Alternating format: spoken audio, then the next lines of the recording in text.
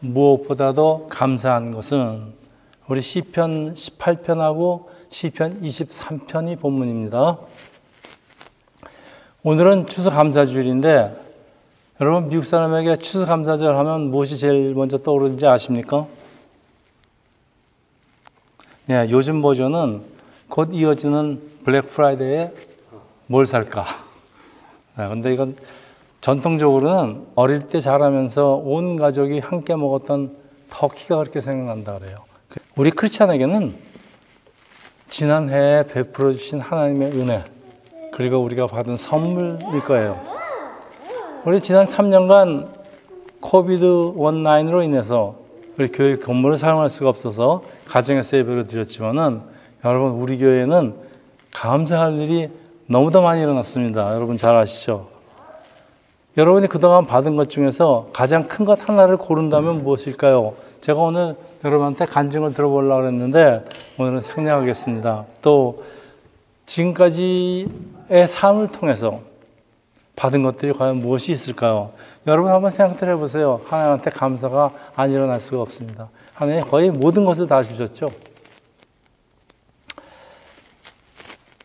성경에는 하나님께 은혜를 받은 사람들의 신앙 고백이 많이 나오죠. 그 중에서도 우리가 공통적으로 공감할 수 있는 것들은 역시 다윗의 시편에 제일 많이 있습니다. 다윗의 시는 거진다 감사 찬양의 시니까. 다윗의 일생이 하나님에 대한 감사로 가득 찬 삶이기 때문에 그렇습니다. 오늘 다윗의 시를 통해서 과연 다윗이 무엇을 감사하는지 시편에 자주 나와 있어요. 같이 살펴보는데 다윗은 이스라엘의 왕이죠. 뛰어난 행정가고 전쟁을 하면 늘 승리하는 군사 전략가고 또 용맹하기까지 한 군인이지만은 한편으로는 이런 정반대의 특성을 가진 시편 150개 80편 이상을 쓴 시인인 동시에 또 작곡까지 했다고 합니다. 자기 시에. 그러니까 싱어송라이터예요. 또 비파를 연주해서 사울의 왕을 병에 치료하는 음악 치료사이기도 합니다. 아주 팔방미인으로 재주가 아주 많은 사람입니다. 자, 여러분 다윗이 가진 그 많은 재주가 다윗에게서 나온 걸까요? 다윗의 힘일까요, 과연? 저는 이 다윗의 많은 재주는 다윗이 하나님께로부터 받은 은혜 또는 선물이라고 생각합니다.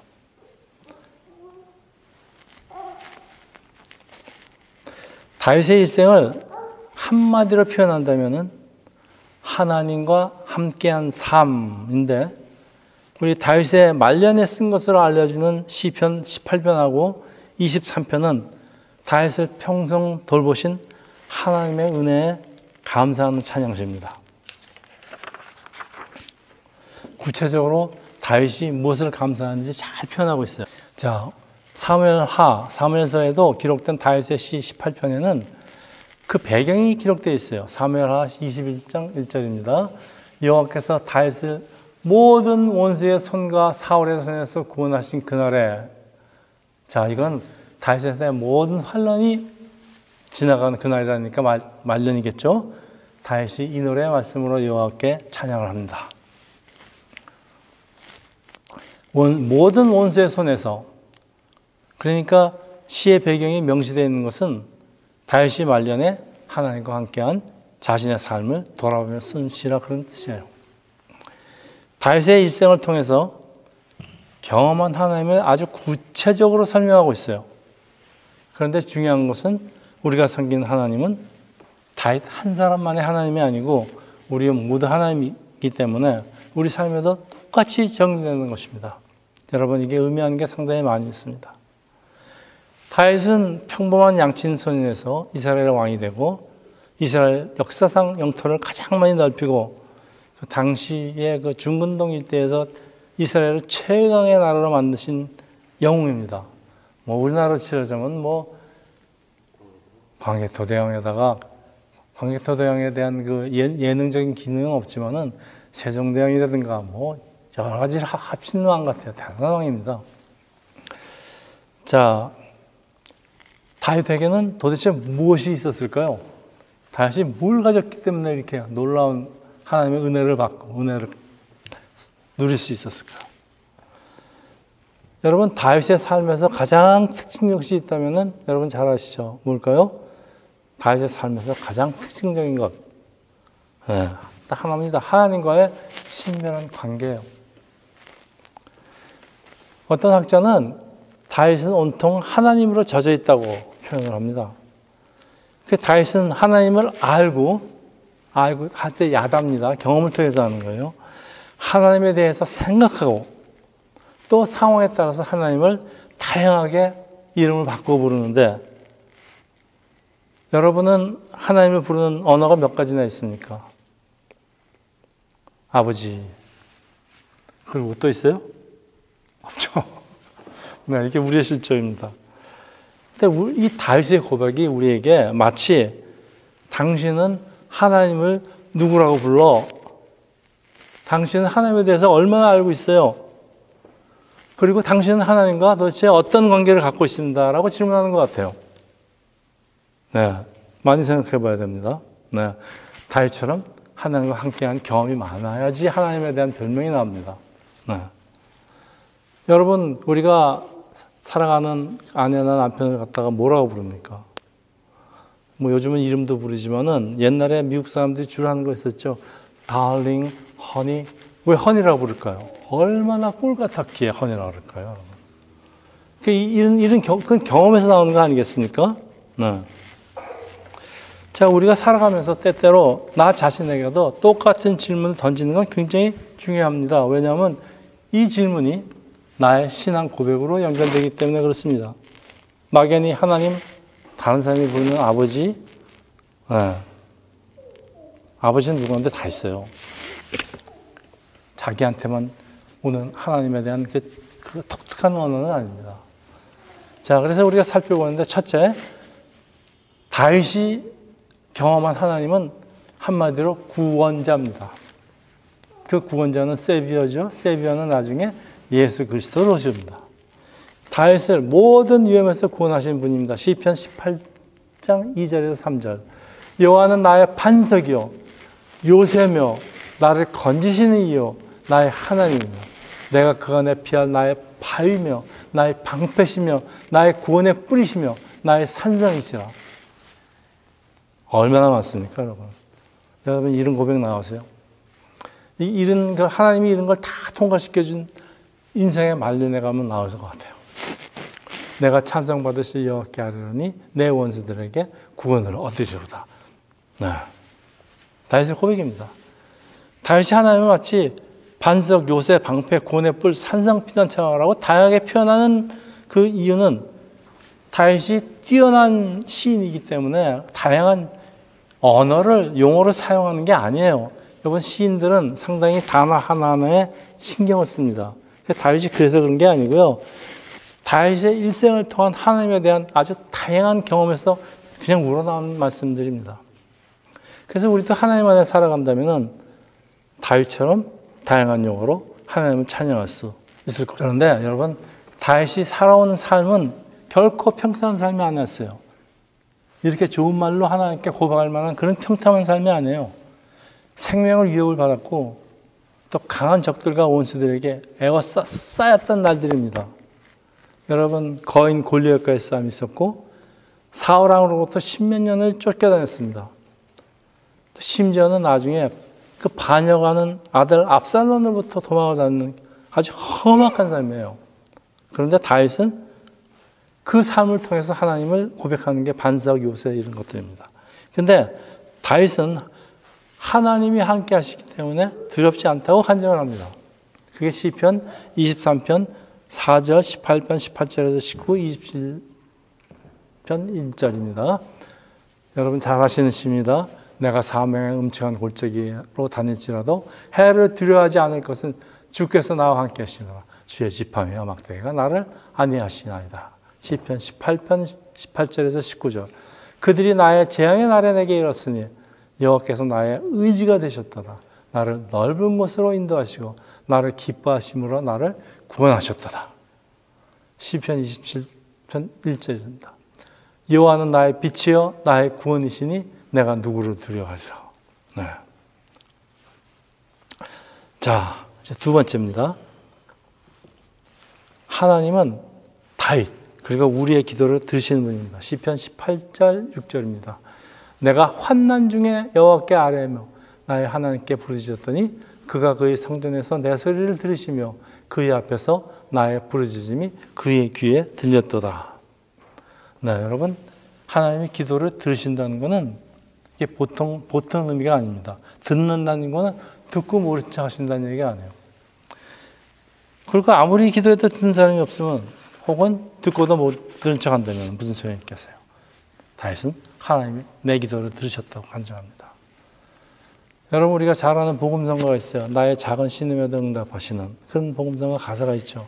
하나님은 우리의 기도에도 응답을 하십니다. 그런데 교회에 오면 늘 듣는 이야기가 있죠. 왜 나는 이런 하나님의 역사가 실감나지 않아, 나는. 왜 그럴까요? 왜 그럴까요? 이런 사람이 태반입니다. 하나님을 체험한 경험이 없어서 그래요. 근데 여러분, 하나님께 맡겨보지 않았는데 어떻게 하나님을 경험할 수 있겠습니까? 그래서 나의 문제를 하나씩 하나님께 맡겨보는 것은 네, 반드시 필요합니다. 그리고 살아계신 하나님을 체험하면은 여러분, 우리의 신앙은 도약을 합니다. 그리고 우리의 인생의 의미가 달라집니다. 내 인생이 왜 이렇게 따분해, 짜증해, 왜 이렇게 힘들어, 이런 인생의 의미에서 완전히 달라지게 됩니다. 자, 세 번째, 다윗을 괴롭히는 자에게 진노하신 분. 저는 이걸 참 좋아합니다. 시편 18절에서 7절, 8절입니다. 이에 땅이 진동하고 산들의 터도 요동하였으며 그의 진노로 말미암음이로다. 그의 코에서 연기가 오르고 입에서 불이 나와 하름이여 그 불에 숯이 피었도다. 굉장히 재미있는 표현입니다. 하나님은 당신의 백성들의 부르짖는 소리를 들으시고 응답하는 건 물론이에요. 근데 당신의 자녀를 괴롭히는 사람들을 향해서 분노를 하시는데, 어느 정도 분노하시는가 하면요, 하나님 코에서 연기가 오르고 입에서 불이 날 정도로 하나님이 이렇게 분노하신다. 하나님이 이렇게 분노하신다는 얘기는 무슨 얘기예요? 그 사람이 이제 큰일 났다 그런 얘기예요. 자, 우리를 미워하고 괴롭히는 사람들을 위해 우리가 기도할 수밖에 없는 이유는, 우리를 괴롭히는 사람들에게 아주 좋지 않은 일들이 많이 생기기 때문에요, 그들이 불쌍하다는 생각이 들어요. 저는 이 경험이 많습니다. 여러분, 이게 다시 말해서요, 내가 원수를 위해서 기도를 하는 이유가, 내가 예수님 말씀대로 원수를 사랑하라, 그래서 내가 정말 진심으로 원수를 사랑할 정도로 내 마음이 선해졌다, 그런 얘기 같지는 않아요. 그 정도는 아니에요. 저도. 나 때문에 하나님께 혼나는 사람한테 좀 미안한 감이 들어요. 제가 나 때문에 혼나는구나, 지금. 정말 많이 들어요. 네. 그래서 저는 예수를 따른다는 삶은 평소에는 결코 우리가 보고 느낄 수 없는 역사들이 참 많이 일어납니다. 여러분, 이런 경험을 되도록 많이 하세요. 경험을 많이 하기 위해서는 하나님께 자주 맡겨보세요. 네. 작은 것부터 맡기세요. 네 번째, 우리를 쉴만한 물가로, 그리고 의인의 길로 인도하시는 분입니다.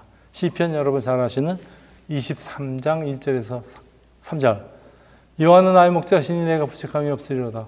그가 나를 푸른 풀밭에 누이시며 쉴만한 물가로 인도하신도다. 내 영혼을 소생시키고 자기 이름을 위해서 의의 길로 인도하신. 네, 이거 눈 감아도 그냥 외지는 구절 아니겠습니까? 다윗은 소년 시절부터 양을 돌보는 전직 목동이에요. 그래서 그는 양에게 필요한 것이 무엇인지 잘 알고, 어디 가면 양들이 좋은 풀들을 뜯을 수 있는지, 또 선한 목자가 무엇인지 잘 알고 있어요. 여기 푸른 풀밭, 옛날에는 푸른 초장이라고 그랬죠. 이 원어의 뜻이 new fresh grass, 그리고 after rain입니다. after rain이 뭐냐면 비가 온 직후에 신선한 풀. 여러분, 그냥 잔디 그냥 먹으면 맛없어요. 물기가 촉촉해야지, 그렇죠? 육즙이 있어야지 고기도 맛있는 거 아닙니까? 어떻게 이런 표현을 하는지 모르겠어요. 근데 양이 비가 오는 날 이런 풀을 먹으려고 해도 맹수가 지키고 있는데 언제 먹어요? 몰래 숨어서 아무 때나 와서 뜨거울 때 와서 빨리 먹고서는 소 같으면 되살김까지 하지 않습니까?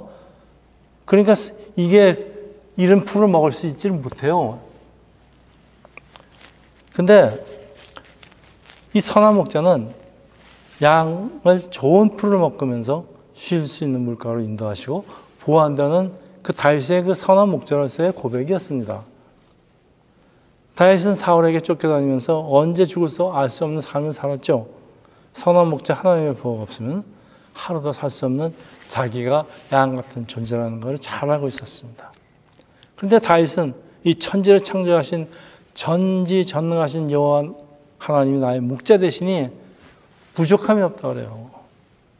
네. 여러분, 다윗이 노래하는 여호와의 하나님은, 우리에게 부족한 것이 없게 하신 하나님은 바로 우리 하나님이십니다. 다섯 번째, 다윗을 원수와 화목케 하고 우리 잔을 넘치게 하시는 분. 네. 시편 18편 20장 23편 5절 여호와께서 내 의를 따라 상 주시며 내 손의 깨끗함을 따라 내게 갚으셨으니 23편 5절 주께서 내 원수의 목전에서 내게 상을 차려주시고 기름을 내 머리에 부으셨으니 내 잔이 넘쳤습니다. 하나님이요 원수를, 나와 원수 사이를 화목케 하십니다. 죽여야 되는데 서로 이걸 화목케 하시니 얼마나 좋습니까? 그래서 다윗은 이런 하나님은 정말 내가 의지할 뿐이라고 결론을 내리는 게 시편 18편 29절 30절입니다. 내가 주를 의뢰하고 적군을 향해 달리며 내 하나님을 의지하고 담을 뛰어넘나이다. 여러분, 7전8기 크리스찬들이 세상에 비해서 성공을 잘 하는 이유가요. 담을 뛰어넘어요. 담을 뛰어넘어요.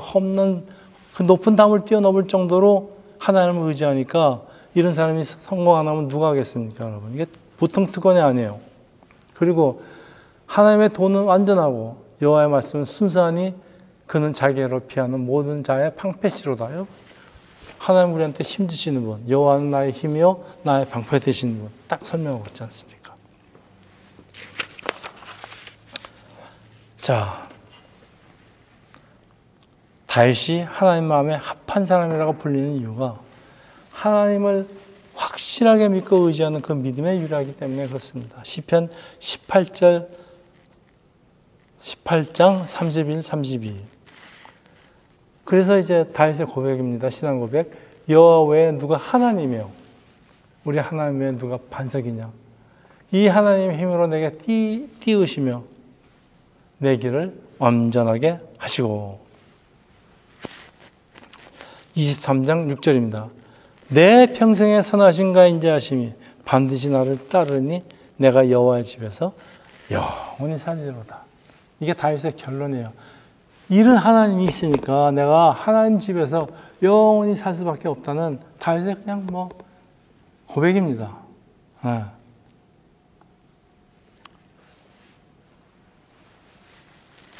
자, 하나님의 사랑을 홀로 받는 것 같이 느껴지는 다윗. 하나님이 다윗을 홀로 사랑하실 리는 없습니다. 그렇지만 우리는 그렇게 느껴져요. 너무 부러워요. 그래서 우리는 어떻게 하면 다윗의 발꿈치라도 쫓아갈 수 있을까요? 여러분, 다윗의 씨가 몇 가지 방법을 가르쳐 줍니다. 18장 21절, 26절입니다. 이 하나님의 방법이에요. 우리가 하나님의 다윗 같은 은혜를 받는 방법이 다윗이 자기 입으로 고백하는 거예요. 한번 들어보세요. 이는 내가 여호와의 도를 지키고 약하게 내 하나님을 떠나지 아니하였으며 그의 모든 규례가 내 앞에 있고 내게서 그의 율례를 버리지 아니하였으며 또한 나는 그의 앞에서 완전하며 나의 죄악에서 스스로 자신을 지켰나니 그러므로 여호와께서 내 일을 따라 갚으시되 그의 목전에서 내 손이 깨끗한 만큼 내게 갚으셨다. 자, 하나님이 그 다음 끝문 안 읽어도 되겠어요. 자, 여러분 이거 보세요. 하나님이 우리에게 원하는 것들이 다윗이 쫙 기록하고 있어요. 이게 하나님이 우리한테 원하시는 거예요. 우리가 이걸 들어줄 수 있으면, 하나님이 원하시는 걸 우리가 들을 수 있으면은 우리도 다윗 같은 은혜를 받아요. 하나님의 말씀을 지키고, 죄악에서 나를 지키고, 어떤 상황에서도 교만하지 않고, 교만한 하나님을 떠나게 됩니다. 그러니까 교만하지 않고 하나님 곁에 있는 거예요. 품에. 그런데 여러분, 다윗이 과연 자신의 홀로 힘으로 이게 가능했다고 우리한테 지금 가르쳐주고 있어요, 지금? 여러분, 이게 가능할 것 같아요? 우리가 그렇게 강한 존재예요? 내가 어떻게 하나님의 도를 그렇게 지키고 모든 규례가 내 앞에 있고 그의 율례를 버리지 않고 여러분 이거 할 수 있는 사람이 어디 있어요? 없어요. 그리고요, 성경에 보여준 다윗의 삶이 그렇게 만만한 것이 아니라고 제가 말씀드렸죠. 보세요. 다윗의 나이가 한 50이 돼서 이제 50세에 들어가서 모든 것들이 이제 다 다윗의 모든 것들이 안정되고 다윗은 부족한 게 하나도 없어요. 나이가 들어서 생활도 안정된 것 같아서 순간적으로 방심을 하니까 무슨 일이 일어납니다. 순간적으로 방심을 하니까 모든 것을 다 받은 다윗에게 사단 마귀의 유혹이 찾아오는데, 여러분 잘 아시, 다윗은 유혹을 물리치지 못하고 불륜을 저지르고 거기에 충성스러운 부하를 살인하는 살인 교사로 이어지는 다윗도 한 연약한 사람일 뿐이라는 겁니다. 그리고 이 다윗의 죄의 결과는 다윗의 온 집안으로 파급되는데, 아들들 죽지 않나, 아들이 반역하지 않나, 결과적으로 나라가 두 쪽으로 나눠지지 않습니까? 여러분, 다윗의 삶에 마음 편히 풀을 뜯으며 쓸만한 문가가 과연 존재했을까요? 저는 존재하지 않았다고 생각합니다. 아무리 먹을 게 많으면 뭐합니까? 자식들이 반란을 일으키고 자식끼리 서로 죽이고 이러는데, 그런 세상에, 이 다윗에게도 이 세상에 그런 유토피아, 여러분 유토피아 아시죠? 유는 헬라어로 없다, 토피아는 극락입니다. 낙원은 없다가 유토피아입니다.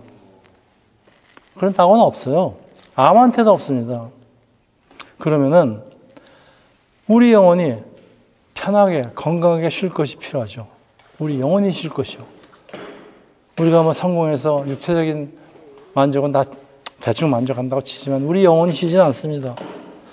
우리 영혼을 위해서 쉴 만한 그 푸른 초장, 푸른 풀밭과 쉴 만한 물가는 과연 어디에 있다는 얘기입니까? 여러분, 고향을 떠나서, 집을 떠나서 우리 이민의 삶을 살고 있는 우리에게 푸른 초장과 쉴 만한 물가가 존재할 거라고 여러분 기대하십니까? 여러분 꿈 깨세요.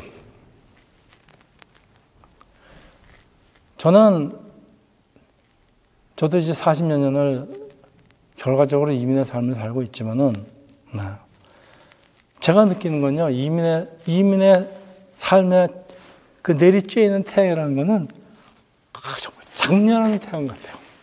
뜨거워서 못 견디겠어요. 이 뜨거운 이 장렬한 태양에서 우리 인생에 숨을 곳은 과연 어디 있을까요? 우리의 그 선쉐이드는 어디 있어요? 우리 엄브렐라는 어디 있습니까? 여러분 다 학업을 마치시고 또 좋은 직장을 가지고, 여러분 참 이거 굉장히 감사하죠, 여태까지. 네. 그리고 혹시 나중에 나의 비즈니스를 세워서 성공한다면은 그 성공한 그 돗자리 위에서 여러분 우리 편히 누워 지낼 수 있을까요?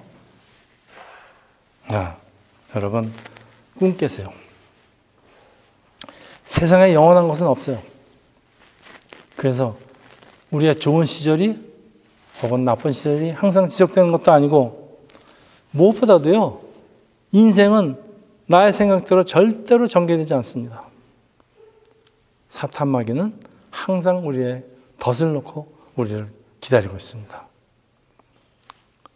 여러분, 주께서 말씀하시죠. 수고와 무거운 짐, 걱정, 두려움, 근심, 모두 우리에게는 연약함이기 때문에 그런 말씀을 하십니다. 또 이건 왜 이런 일이 기억하느냐? 우리가 에덴 동산에서 쫓겨나서 그래요. 그러니까 왜 쫓겨났습니까? 우리 죄 때문에 쫓겨나지 않았습니까? 그러니까 모든 죄성에 기인하기 때문에 이런 죄성을 가지고 사는 우리는 아무리 물리적으로 경제적으로 안락하다 그래도 우리 영혼은 황폐해질 수밖에 없다. 그래서 잘 사는 사람들, 영혼이 황폐한 사람들이 그렇게 많은 이유입니다. 근데 이 사실을 세상에 다윗이 간파를 합니다. 참 대단한 사람입니다. 그래서 시편에 보면은 다윗 자신이 어머니 뱃속부터 죄를 지었다고 회개하는 겁니다. 밧세바하고 그 불륜을 저지르고 나서 모든 이런 죄를 저지르고 나서 선지자가 찾아와서 다 네 죄다 그러니까 다윗이 그 자리에서 꿇어앉고 회개 기도를 하는 중에서 이런 기도가 나옵니다. 내가 어머니 뱃속부터 죄를 가지고 태어났다고 고백을 하는 겁니다. 네. 우리가 진정 쉴 것은 어딜까요? 어딜까요? 다윗 연약한 한 인간입니다. 그가 편히 쉴 수 있는 것은 하나밖에 없었습니다. 하나님의 품이었습니다. 그래서 다윗이 기도합니다. 하나님의 영이 떠나는 것을 하나님의 영이 떠난다는 건 자기가 하나님 품 밖에서 벗어나는 겁니다. 이걸 제일 두려웠던 겁니다. 네. 그리고 다윗이 그렇듯이 우리가 쉴 만한 것도 예수, 임마누엘, 하나님의 품성입니다. 자, 이제 말씀을 결론을 내겠습니다. 우리가 하나님께 감사할 것은 너무나 많지만은, 무엇이 제일 감사할까요? 여러분, 하나님한테 받은 집입니까? 하나님한테 받은 찬호입니까? 하나님한테 받은 가정입니까? 다 감사하죠. 그렇지만은 그게 끝입니까? 여러분, 그거 감사하고 살면은 여러분 인생이 황폐해집니다. 너무너무도 많지만은 딱 한 가지는 골라야 됩니다. 하나님이 우리 죄를 위해서 이 땅에 독생자 예수를 보내신 것. 그리고 십자가의 모든 죄를 다 용서하신 일. 그리고 지금도 예수께서 성령을 보내주셔서 우리 연약한 우리를 강하게 고치는 겁니다. 이거 뺀 아무런 감사는 소용이 없습니다. 우리 추수감사절에 금년에 받은 것, 지난해에 받은 것들 아무리 감사해도요. 여러분 이 감사가 여러분 마음으로 들어오지 않는다면 여러분 교회 헛다닌 겁니다. 우리 영혼의 푸른 풀밭과 쉴만한 물가는 세상 사람이 절대로 알 수 없는 곳에 있는 게 하나님의 비밀입니다, 여러분. 이걸 왜 하나님한테 비밀을 가지셨을까요? 하나님을, 예수를 진정 따르는 사람에게만 알 수 있는 비밀입니다. 그 비밀이 바로 여러분 십자가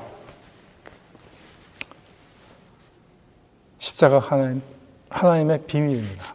그리고 그 십자가 그늘 안에서 우리 영혼은 다시 소생하는 것입니다. 여러분 시편 18편에는 사물세 없는 한 구절이 추가되어 있습니다. 시편 18편 1절입니다. 나의 힘이신 여호와여 내가 주를 사랑하나이다. 여러분 우리가 얼마나 이 많은 찬송을 많이 불렀습니까? 나의 힘이 되신 여호와여. 하나님은 다윗에게 힘이 되시는 분 동시에 다윗 옆에 항상 계시는 분으로, 그래서 다윗이 마치 연인에게 하는 듯 Honey, I love you 그럽니다. 나는 당신을 사랑합니다. I love you, Lord. 자, 여러분 이런 고백을 듣는 하나님이 어찌 기뻐하지 않으시겠습니까? 어찌 다윗에게 축복을 내리지 않겠습니까? 여러분 자주 고백하세요. 하나님이 우리 모두에게 듣기 원하는 고백이지만은 참 우리들 마음이 짜서요. 남편한테, 아내한테, 그리고 목사님한테, 자식한테 사랑한다는 말 그렇게 잘 안 해요. 하나님한테도 잘 안 해요. 자주 하세요. 이 말 듣고 싫어하는 사람 한 명 없습니다. 여러분 칭찬을 받으면 고래도 춤춘다 그러는데 하나님이 기뻐서 춤추십니다. 여러분. 구약시대에 다윗은 아무리 하나님과 가까운 사이라 해도 하나님을 감히 아버지라고 부를 수가 없었어요. 어떻게 감히 하나님을 아버지라고 부릅니까? 우리는 예수를 힘입어서 하나님을 아버지라고 부르는 특권이 크리스천한테 있습니다. 네. 우리는 예수님과 형제이기 때문에 그렇습니다. 예수님이 부르시는 아버지 우리도 부를 수가 있습니다. 우리가 항상 입으로 마음으로 하나님에 대한 사랑을 고백하는 것, 나의 힘이신 예수, 내가 예수를 사랑합니다. 우리 같이 한번 하겠습니다. 나의 힘이신 예수, 내가 예수를 사랑합니다. 네. 예수님과 하나님은 한 분이십니다. 다윗처럼 이 말씀 붙들고 모든 어려움의 담을 건너가시기를 예수 이름으로 축원합니다. 기도하겠습니다.